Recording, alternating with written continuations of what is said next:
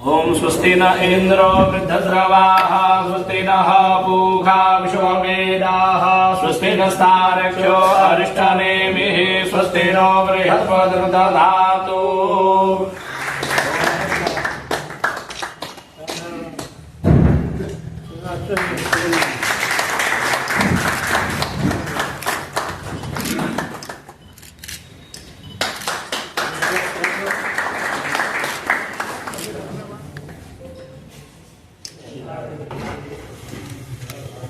आप सभी ने जितना अनुभव किया है जमशेदपुर के बारे में, उस अनुभव के आधार पर ही भविष्य की कोई एक रेखा निर्धारित की जा सकती है। क्योंकि इतने दिनों में मुझे लगता है कि प्राय सभी प्रकार की घटनाएं इस शहर में हो चुकी हैं। पहले क्या था, आज क्या है, कल क्या होगा, इसके बारे में हम सभी चिंतन करेंगे। तो उसके लिए पर्याप्त अनुभवजन सामग्रियां हम सभी के सामने आपके माध्यम से आएगी और हम सभी आनंदित होंगे अगर हम उसका कुछ लाभ उठा सकें और उसका लाभ उठाकर अपने कर्तव्य पथ पर उसके मुताबिक चलने के लिए कुछ साहस और शक्ति हम संयोजित कर सकें। आज तो एक मौका है कि चुनाव में मैं फिर से एक बार जीता हूं यहाँ से। ये तत्कालीन अवसर है। शहर में कम से कम 1 दर्जन जगहों पर एयर क्वालिटी इंडेक्स को नापने का यंत्र लग जाए और रियल टाइम कनेक्शन उसका रहे, तब हम कह सकते हैं कि आज हमारी क्वालिटी क्या है। और कहने के लिए स्टील सिटी है, मगर आप देखेंगे तो सिटी अब इरेगुलरिटीज हो गई, अनियमितताओं का असर हो गया है ये जमशेदपुर। अब तो हाईकोर्ट के निर्णय भी प्रभावित नहीं कर पाते हैं लोगों को। जो भवन बनने हैं, बिल्डिंग्स बननी है, उसके बारे में हम भवन में रहेंगे तो जो कूड़ा कचरा हमारे यहाँ से निकलेगा तो उसका निष्पादन कैसे होगा, कोई व्यवस्था नहीं है यहाँ पे, अभी तक नहीं है। तो संविधान का मतलब हम लोग यही मानते हैं कि संविधान से ही जो हमारे सारे नियम कानून अधिनियम हैं वो निकले हैं। अगर जो भी हमारी संसद या विधानसभा है जो नियम कानून बनाती हैं, अगर वे नियम कानून संविधान की भावना के अनुरूप नहीं है तो हमारा सर्वोच्च न्यायालय उनके खिलाफ में निर्णय दे देता है, वो बदल जाते हैं। और जब हम सैद्धांतिक रूप से संविधान की बात करते हैं, नियम कानून बनते हैं तो उसमें व्यावहारिकता आती है। जब नियम कानून अधिनियम बन जाते हैं, जब लागू होते हैं तो वास्तव में हम लोगों की परीक्षा उसमें होती है। हम लोगों का काम, कहा जाता है कि जो विधायक या सांसद है उसको अखबार वाले लॉ मेकर लिखते हैं, ये कानून बनाने वाले लोग हैं। और जब कानून बनाने वाला व्यक्ति व्यवहार में उस कानून को तोड़ता हुआ दिखाई पड़ता है तो उसी संदर्भ में केवल मान्य है जिसको डॉक्टर राम रोडिया कहते थे कि जिंदा कौमें 5 साल तक इंतजार नहीं करती।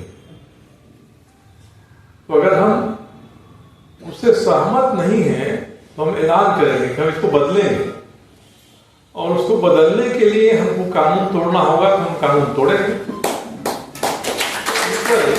बदलने का मादा नहीं है, बदलने की सोच नहीं है। हम कसम खाते हैं, शपथ लेते हैं कि हम संविधान को लागू करेंगे और तब संविधान के आधार पर बने हुए नियम कानून को हम तोड़ते हैं तो ये तोड़ने का कोई स्पष्टीकरण नहीं, पर हम सभी रोज अपने ही बनाए नियमों को तोड़ते हैं, यानी उसके विपरीत आचरण करते हैं। इतना साहस हम करें डॉक्टर लोहिया जैसा कि हम इसको नहीं मानते हैं, साहब इसको बदल देंगे, तब हम उसको तोड़ने का खतरा मोल ले तो एक अलग बात है। मगर हम उसी के अनुरूप काम करने की बात भी करते हैं और व्यवहार में हम उसका पालन नहीं करते, उसके विपरीत आचरण करते हैं। एक सीधी बात है, कल हमारे मुख्यमंत्री जी का परसों शपथ ग्रहण हुआ। अब संविधान कहता है कि विधायक दल के जो प्रमुख होंगे मुख्यमंत्री होंगे, उसके बाद मंत्रिपरिषद की बात आती है।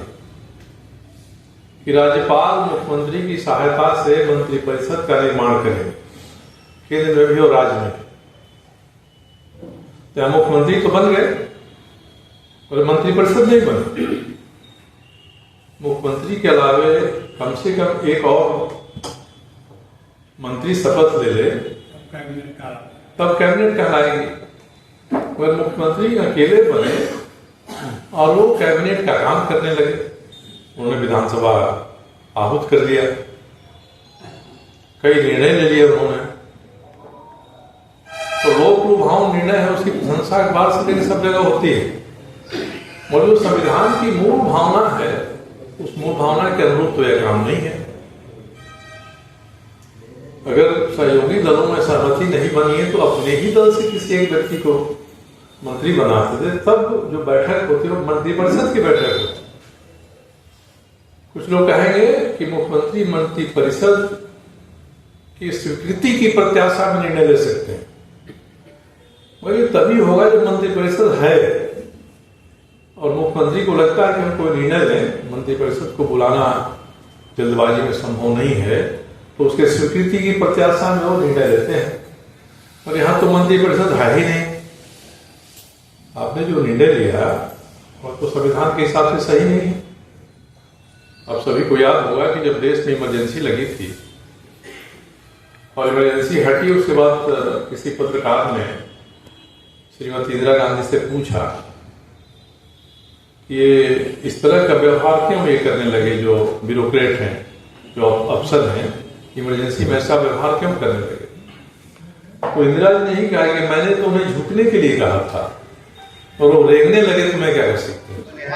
क्या क्या समस्या है जिसको आप 5 साल में ध्यान देके करेंगे? तो जनता को जो सुविधाएं मिलती है ना, उसकी स्थिति अच्छा बने, वो बेहतर हो और नियम के अनुसार काम हो, यही प्रयास मैं करूँगा।